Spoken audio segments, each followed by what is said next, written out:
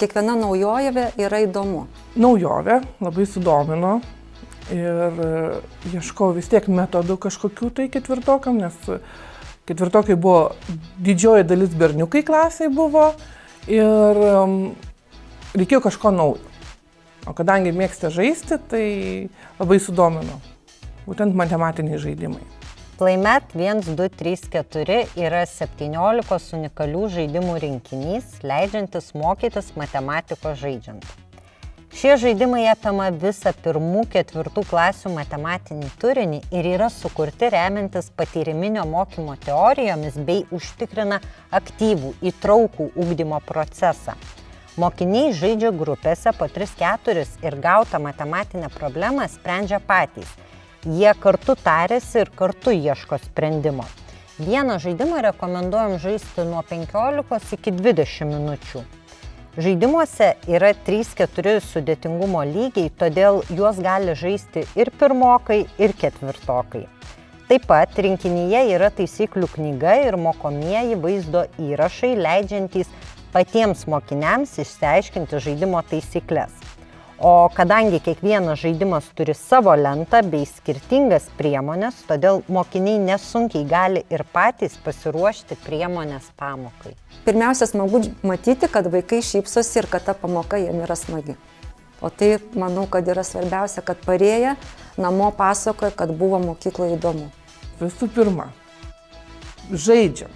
Nesimokom, žaidžiam. Labai iš karto suveikia tas psichologinis momentas. Mes nesimokom, mes žaidžiam. Per tuos žaidimus kartais ir daugiau išmoksta, negu sėdėdami suoliai rašydami nuo knygos.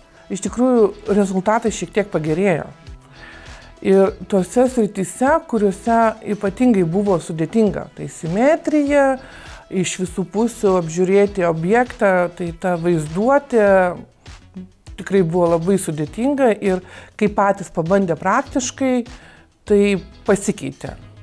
Ir po to netgi buvo tokios užduotis, kurių dar nebuvom pagal programą mokėsi, o jau žaidė ir kai jau atėjo laikas mokytis, tada jau buvo, mesgi žinom. Atsiskleidė, kad tikrai tas vaikas žino, tik tais gal jisai klasėje sėdėdamas tarp tų, kaip sakom, gabesnių, nedrįsta pasakyti, bet kai yra mažoj grupeliai, tada jisai drąsiai pasako, kad čia taip ar taip reikia daryti. Jie išmoksta išklausyti vienas kitą, išgirsti, nes labai dažnai būna, kad per pamokas dažniausiai atsakinėja tas, kuris gerai žino. O kai yra grupeliai, jie turi išlaukti ir išklausyti kito, net žinau, kad buvo tokia situacija, kad viena mergaitė nesuprato užduoties, o ten kitas jau norėjo pristatinėti ir jinai jam neleido, sako, aš tai nesupratau. Ir turėjo, dirbo jie tol, kol visi grupėje suprato, tai duoda tokios bendravimo, bendradarbiavimo naudos ir svarbiausia, kad išgirsti, ką sako kitas. Nes tai yra, turbūt dabar didžiausia problema, kad mes negirdime vienas kito. Ir tai man labai patiko, kad gali iš karto diferencijuoti čia ir dabar, nes nežinau, kokie vaikai supuls į grupelę. Taip, ir duodu užduotį ir žiūriu, jeigu jau stipresni vaikai ir jie lengvai įveikia, iš karto galima pakelti daug aukščiau kartelę, duoti iš tikrųjų sudėtingą užduotį. Jeigu vaikai, kuriems reikia pagalbos, taip, tada jau galiu iš karto nuleisti tą kartelę ir palengvinti užduotį. Tai veikiu čia ir dabar. Vienas iš kito pasimoko.